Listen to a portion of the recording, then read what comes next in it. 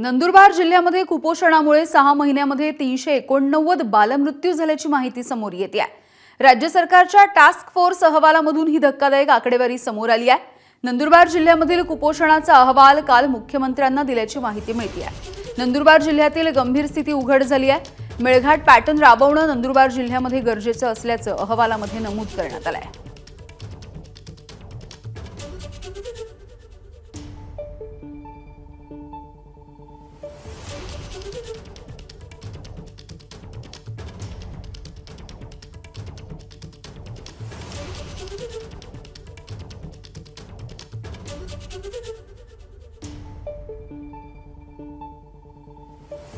आपल्यासोबत दीपक सावंत आहेत।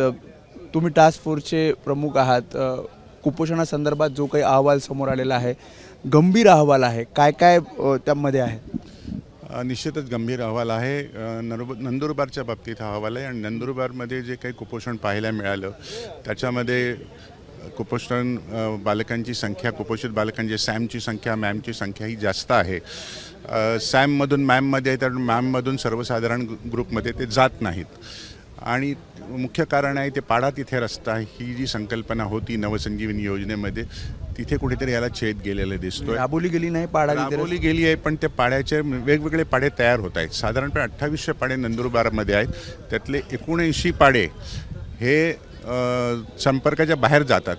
200 पाडे केवळ पावसाळ्यात संपर्काच्या बाहेर जातात। त्यामुळे इथे पोहोचणं जरी इच्छा असली तरी आशा सेविका असतील, अंगणवाडी असतील तरी त्यांना शक्य होत नाही, डॉक्टरांना पोहोचणं शक्य होत नाही। त्यासाठी मी माननीय शिंदे साहेबांना देखील सांगितलं आणि माननीय देवेंद्र फडणवीस साहेबांना पण सांगितलं की आपण ताबडतोब पाडा तिथे रस्ता ही योजना राबवा आणि मेळघाट पॅटर्न जो आपण तयार केला होता माझ्या काळामध्ये पूर्वी, तर तो मेळघाट पॅटर्न पुन्हा एकदा नंदुरबारसाठी राबवणं आवश्यक आहे।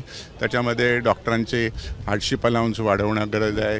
माहेर घरी एक हे कारण आहे बालमृत्यू नाही, बालमृत्यूचं कारण कुपोषण नाही आहे, सांसर्गिक आजार जे आहेत। कारण ही मुलं कमी वजनाची असतात, त्यामुळे ती ससेप्टेबल असतात इन्फेक्शनसाठी आणि त्यामुळे त्यांना संसर्ग अतिशय फास्ट होतो आणि बऱ्याचशा डिलेवरी जरी घरी झालेल्या डिलेवरी आहे त्याच्यामध्ये खूप प्रॉब्लेम्स होतात। किती आकडा आहे साधारणपणे बालमृत्यूचा? 389 गेल्या 6 महिन्यात झालेले आहेत।